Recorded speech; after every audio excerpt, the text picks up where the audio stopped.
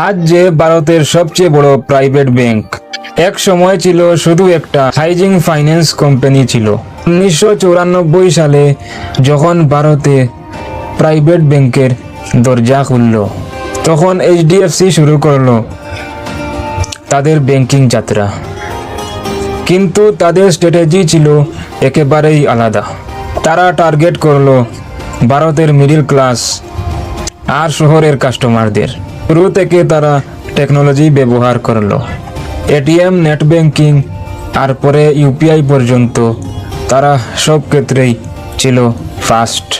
এই ইনোভেশন আর কাস্টমার ট্রাস্টের জুড়ে আজ তাদের 7 কোটিরও বেশি গ্রাহক। একটা ছোট হাউজিং লোন কোম্পানি থেকে আজকে ব্যাংকিং জায়ান্ট। এইচডিএফসি ব্যাংক আসলে ভারতের অন্যতম সাকসেস স্টোরি। বন্ধুরা, এই ধরনের ভিডিও পাইবার লাগি আমার এই চ্যানেলটা সাবস্ক্রাইব, লাইক, শেয়ার করে লিবা। ধন্যবাদ।